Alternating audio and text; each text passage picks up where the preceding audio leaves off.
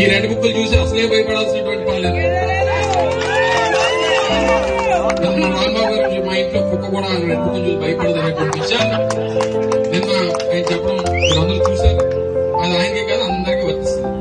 మరి మన ఊర్లో కార్యకర్త కూడా మన ఊర్లో ఉన్న కార్యకర్త కుక్క కూడా ఆ రెండు బుక్కులు చూసి భయపడదనేటువంటి విషయాన్ని తెలియజేస్తాం.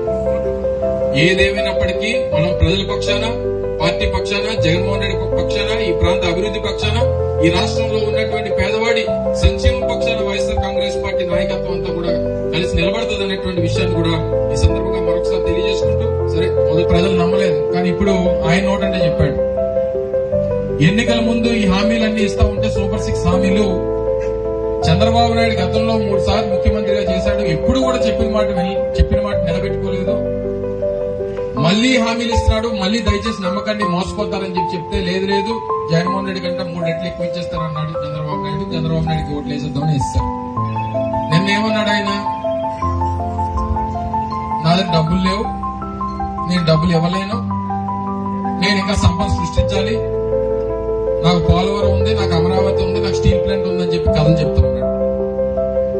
అమ్మఒడి గురించి అడిగితే మాట్లాడు, రైతు భరోసా గురించి అడిగితే మాట్లాడు, ఫ్రీ బస్సు గురించి అడిగితే మాట్లాడు, నిరుద్యోగ వృద్ధి గురించి అడిగితే మాట్లాడు, ఇంటికి ఒక ఉద్యోగం గురించి అడిగితే మాట్లాడు.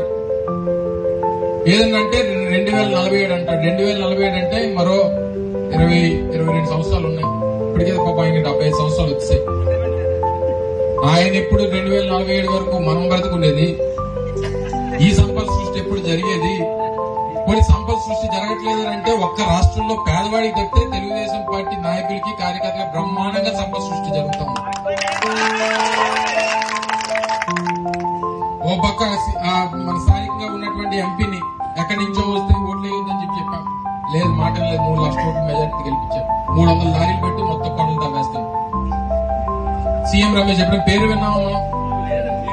మనం తెలుసా, చూసామా? ఎప్పుడైనా మన ఊరు వచ్చాడా? ఎక్కడో కడప నుంచి వస్తే ఓట్లేసి 3 లక్షల ఓట్ల మెజార్టీతో గెలిపించారు.